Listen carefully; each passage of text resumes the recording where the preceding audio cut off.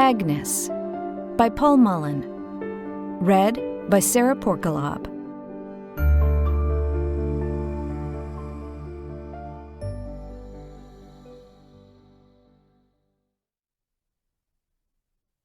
The first day, she only managed 2.5 runs of Route 15 in 12 hours.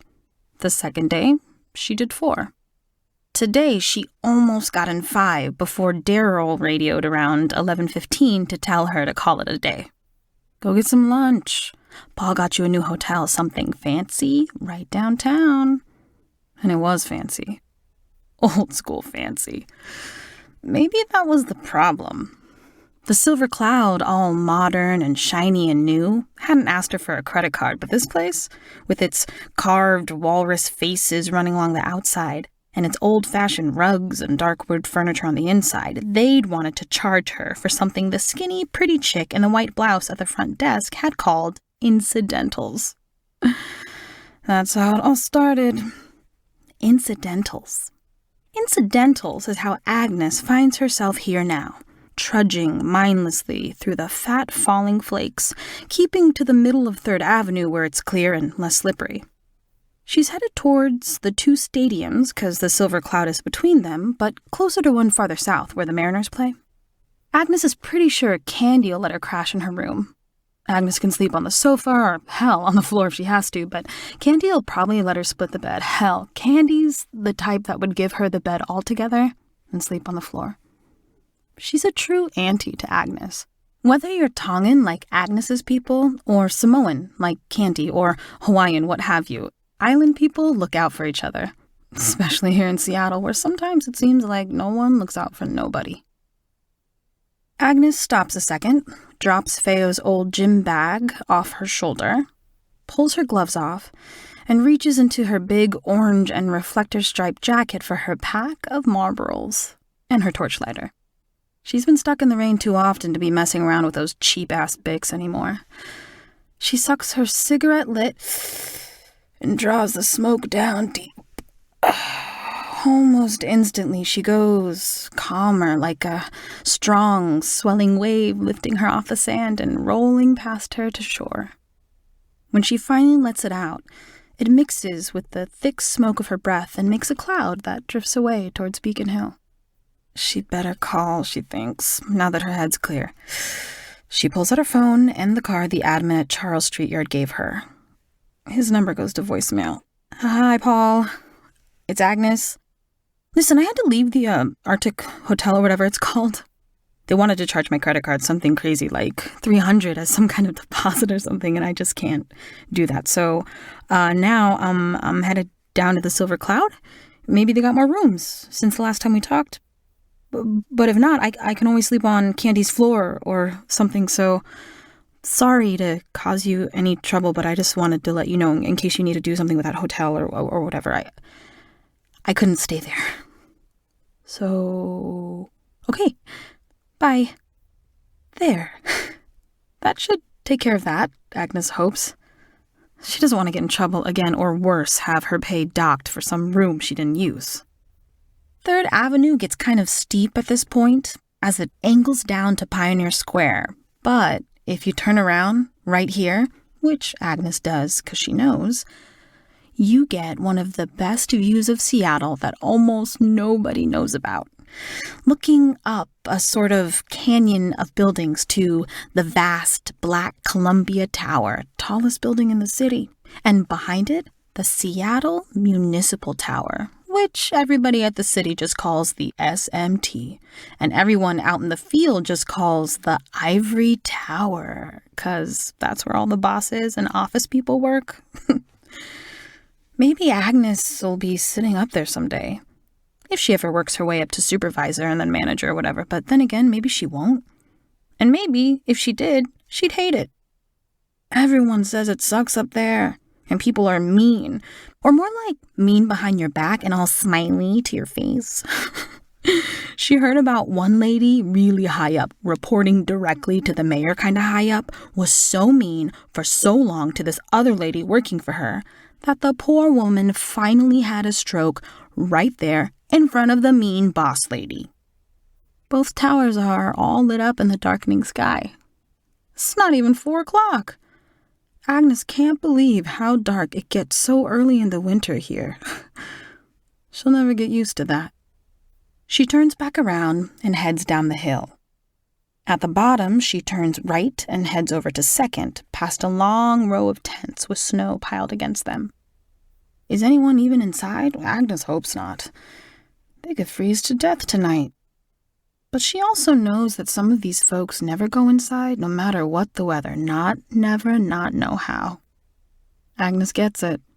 Sometimes it's better to stay free. Still, though, dying? No thanks, she thinks. She had one moment today that got her heart pounding. Plow hit a metal plate on the street and went flying up over her cap.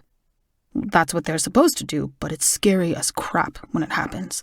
And then you gotta coax it back down into position with the joysticks, like something the kids play video games with.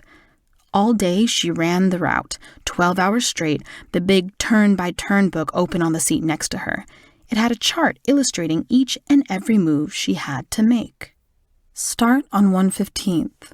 Drop your plow, head east, turn right on Meridian, plow and salt past the community college, turn left at 92nd, plow it to I-5, turn around, lift your plow, drop your plow at College Way to Wallingford Avenue, turn left, head south, past the schools with the huge Indian faces on the wall, go all the way to the lake, then turn left and plow and treat Green Lake Drive, past all the huge houses looking out over the water. Latu once told Agnes she'd babysat for some people in a house there that was worth $2 million. Agnes wants to know how there can be a house worth $2 million sitting in the same city that she works in, paves the street of, spreads tar on, plows snow from, 3 days running now, 12 after 12, and Daryl calling her today, telling her Paul said she couldn't stay where she'd been staying because Starbucks was having some big meeting with out-of-town people. Agnes wants to know how the hell Starbucks is going to have this big meeting when the airport is currently closed. Keep plowing around Green Lake until you hit Stoneway. Take it all the way down its long, steep hill to the water in low gear, riding the brake, because nobody wants a runaway plow. If it happens, Daryl had said in a dispatch meeting, drop your plow right away. It should scrape most of your momentum into the asphalt. At the bottom of the hill, stop the truck. Get out, smoke a cigarette, see the lights of the skyscrapers in the distance just barely through the flying snow. Get back in the truck, turn around, chug up the hill. Turn right at Green Lake and plow back around counterclockwise, hitting all the major spurs along the way. Finally, plow your way north all the way back to Holler Lake Yard. Check in, pee in the tiny makeshift women's room they put in back in the 1970s. At least it's clean. Get some coffee, maybe a Krispy Kreme. Smoke a cigarette. Get back in your truck. Do it all again. Incidentals. Incidentals? What is that? The chick half smiled like she was caught off guard. Her name tag had said Jennifer, Jessica, or some shit. Well, it's in case you use the minibar, or order room service, or send out laundry, or any number of, well, incidental expenses. Yeah, I'm not gonna be doing any of that. I'm gonna be sleeping, if I can. I gotta be up at 10:15 tonight to be behind the wheel of my snowplow by midnight. Then I got 12 hours of clearing the streets of this city. Your city. So people can come to this hotel and pay your salary. The chick was clearly rattled, and it made Agnes feel good for a second. But then the chick put on this fake sympathy face, like it was something she had been trained to do, and said, I really am so sorry. It's hotel policy. What about the guy in line just before me? Jessica/Jennifer gave Agnes a confused look, so Agnes spelled it out for her. The dude right in front of me? Gray hair with glasses, orange safety vest, gym mix something or other. White dude? He works for the city too. You ask him for a credit card? Jessica was busted, but probably just because of that she didn't budge. I can't discuss other clients' arrangements with you. Call Paul at SDOT. Then, just to be a bitch, Agnes spelled it out. Seattle Department of Transportation. He's the one that set up my room. Maybe he's got a city credit card. The chick looked past Agnes to the line growing behind her. Agnes turned and looked too. There were about 5 people in it. 2 were orange vests. I have to help some of these other people. Once I get a spare moment, I could probably call him for you, but for now, you'd have to step aside. That's when it happened.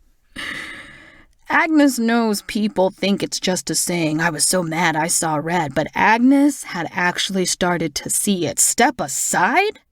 It happened to her sometimes. Not often, but it did happen for real. Her vision began flooding with it, dark blood red, closing in fast from the edges. She turned away and shook her head to clear it. She wasn't having this. She wasn't going to give this skinny white chick the satisfaction. She slung Feo's bag up on her shoulder and marched out of there, down the fancy marble steps, which thank God someone had cleared of ice, onto Cherry Street. And then, without her brain even having to think about it, her legs started taking her south to the stadiums. Now she's tramping in the middle of the street past the clock tower, looking like it belonged in some older city back east, past the building someone told her is where that guy who owns the Seahawks has his offices. He's so rich, he makes those people who live in those houses along Green Lake look almost homeless, or at least as poor as Agnes and Feo and their baby girls. But wait, didn't somebody tell her that guy died? Yeah. She's pretty sure that super rich guy that owns the Seahawks is dead.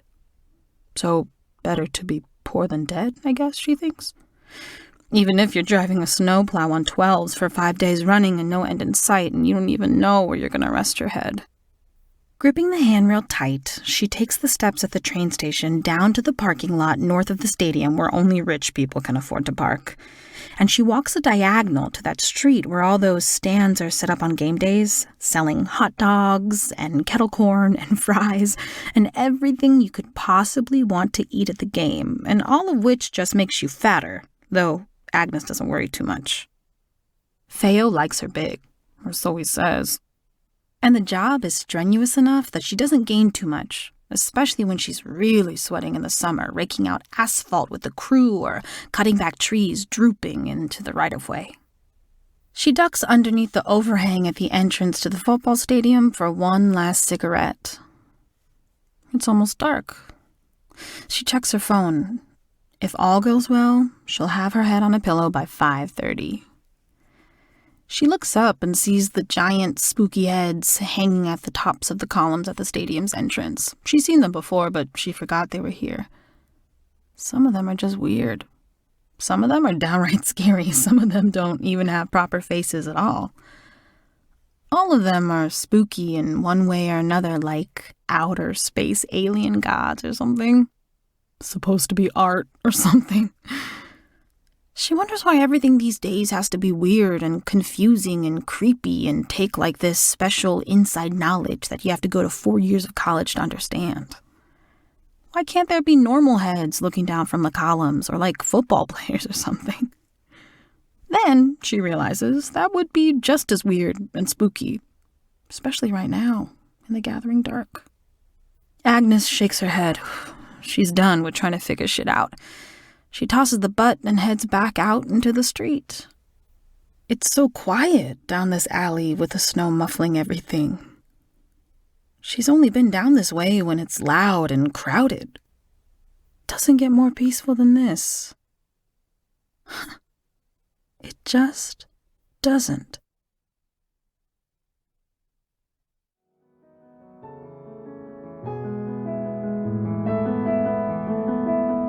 Thanks for listening to Agnes by Paul Mullin.